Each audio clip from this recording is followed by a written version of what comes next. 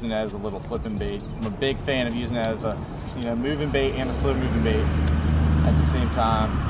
Oh yeah. Oh my gosh, it's a huge one. I saw him come right off. Looking right up on the bank. There we go, baby.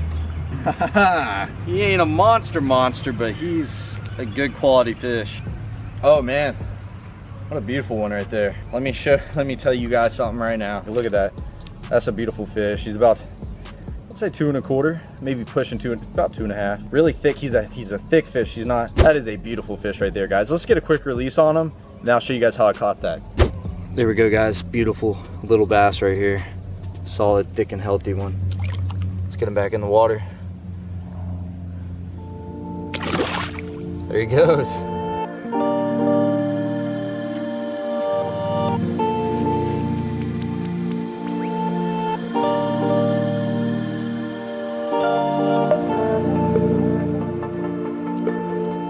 So everyone, at the beginning of the episode, I threw my spinnerbait past that little isolated cover, and how I was talking about that when pretty much you see, you know, any sticks or anything literally sticking up by itself out there in the middle or whatever it is, majority of the time you're gonna catch, you know, a big fish on that stuff. So what I did is I casted this crawl past that really at the top of the water a couple of times. He didn't even, you know, it didn't even phase him.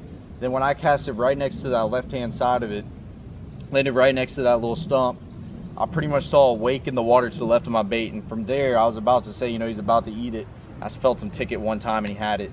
That just shows, you know, when you pinpoint that type of stuff when you're coming to these ponds, it's pretty much like a given. Like, you know where the fish is going to be, especially when you throw the right bait in there. But let's continue to work down this side, back in this corner, and back to where this tree's at.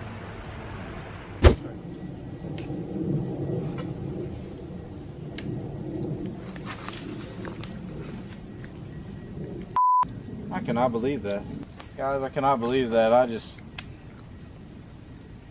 That's unbelievable.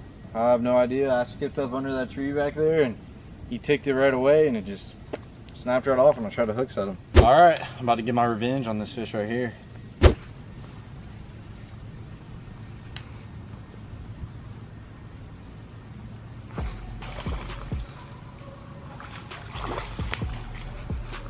That was the awkwardest hook set I've done in a minute. I'm like under some trees. It's really hard to hook set back here. But wow, second fish of the day. Exactly where I called him out. I said there was gonna be one on that tree right when I got out here. Just like I did on that little isolated stump over there. In both the locations, there was some fish on. As you guys can tell, a little pretty dark bass right there. Right off that tree.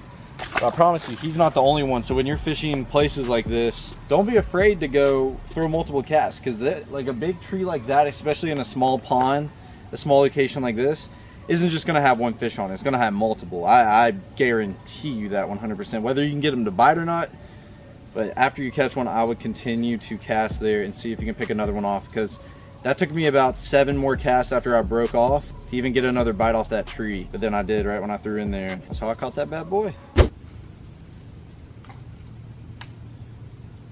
Oh, God.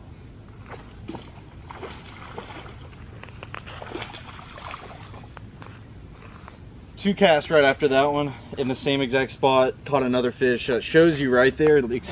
I'm just proving everything that I'm saying back and forth. Is there's gonna be more fish on that tree. That was 2 casts literally in the same spot, and I caught another little beautiful bass right there. Nothing super big, but these fish are heavy. It's really weird out here. These fish got a lot of weight behind them, but in the same spot, threw it in there, he just ticked it. Beautiful little bass. So there's actually another reason why there's a lot of fish stacked right here, rather than me just saying, you know, this tree is the reason why. But there's actually some water flowing in the pond right back here in this corner, and that's where the water's coming in at. Fish love that little current, you know, that little water pushing through. They're just gonna stack up all around that, especially where the mouth is here. And I'm only fishing in about 6 inches of water.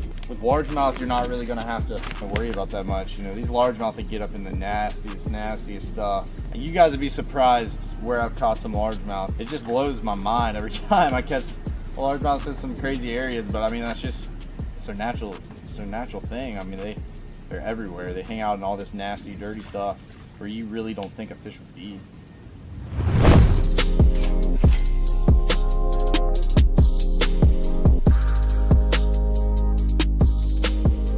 Really pay attention to these corners in these ponds.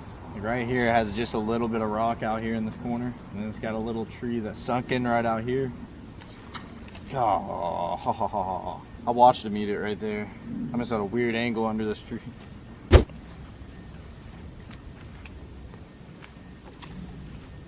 Right in the corner where I said he was going to be. He's a little baby guy, I can tell you that. I could tell how he was hitting it. Never got the bait all the way. Let's throw it back in there. When you get a bite, make sure you throw it back in there.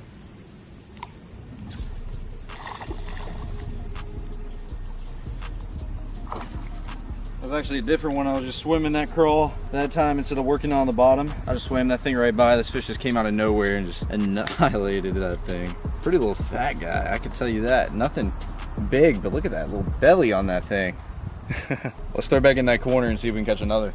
Another thing is, you guys see that tree right there, how it kind of hangs over, and with the sun glaring down on this water, you can tell that it's leaving a little shade right under that tree. Sorry about the quality, guys. My camera actually died and I'm having to switch over to an iPhone now. But as I was saying, there's that tree that hangs over, a little bit of shade underneath the tree. There should be a fish under there.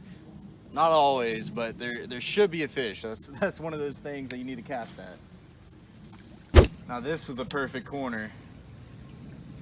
This is actually where that tree is, the same tree. A lot of shade right here. Then you got that water flowing to the left-hand side where that water's coming in.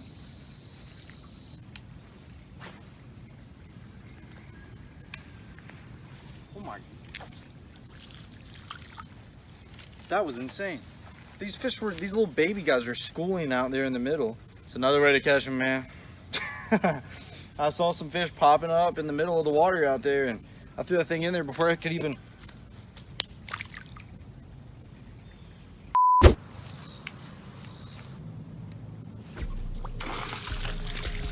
Just like that.